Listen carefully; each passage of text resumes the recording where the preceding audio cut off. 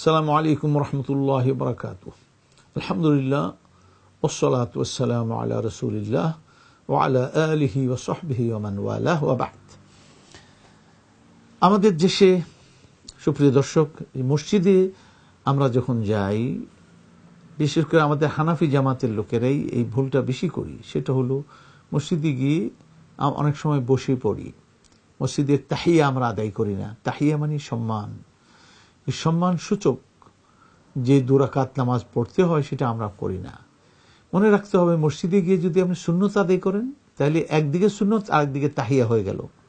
মসজিদে গিয়ে যদি আপনি ফরজ জামাতে শরীক হন তো একদিকে ফরজ জামাত হলো, তাহিয়াও হয়ে গেল, সম্মানও প্রদর্শন করা হলো।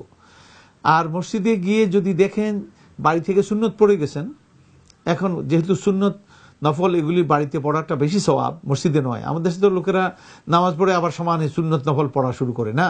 যাদের সুযোগ আছে তারা বাড়িতে এসে করবেন, আর যাদের সুযোগ নেই যে কর্মক্ষেত্রে চলে যাবেন, তখন ওইখানে মসজিদে আচ্ছা পড়ে গেলেন। যে মসজিদে ঢুকে বসা যাবে না, বরং ঢুকে প্রথমে 2 রাকাত নামাজ আদায় করতে হবে। এটি হলো তাহিয়া।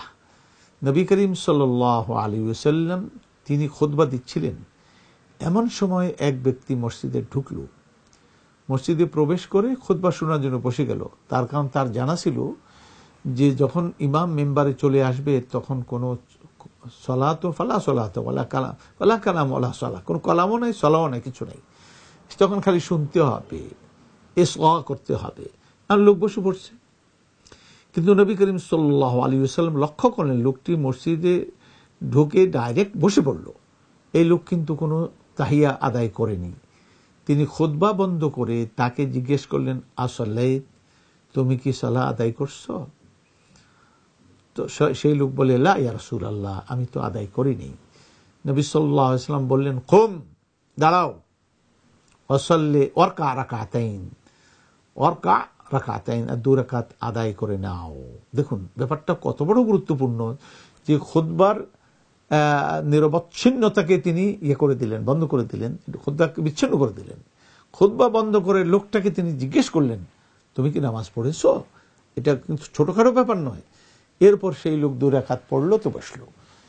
এখন এর দ্বারা এটা পরিষ্কার যে মসজিদে ঢুকে যে কোনো যখনই আপনি ঢুকবেন, নামাজের ওয়াক্ত, বেওয়াক্ত, সূর্য ডুবার সময় হোক, ওঠার সময় হোক, যে কোনো, এটা একটা সবাব। দখুলটা হলো সবাব।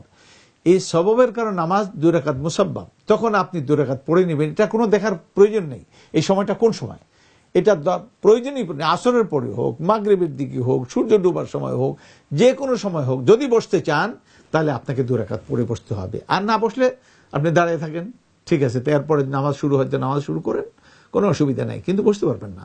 বসতে গেলে আপনাকে 2 রাকাত আদায় করতে হবে। ওই লোকের, ওই সাহাবীর জানা ছিল, যারা আমাদের হানাফি জামাতে এটা বলে যে ইমাম যখন মেম্বারে খুতবা চলে আসে তখন তো কোনো নামাজ নেই না, তখনও এই নামাজ আছে যে নিউ কামার, যে নতুন ঢুকলো সেই 2 রাকাত পড়বে। আগে থেকে যারা মসজিদে এসেছিল তারা তো নামাজ পড়েছে, পড়ে বসেছে, অথবা নামাজ পড়তেছিল, যা পড়ছিল সেটা পূরণ করেই বসে পড়বে, নতুন করে নামাজ শুরু করবে না, তারা করবে না।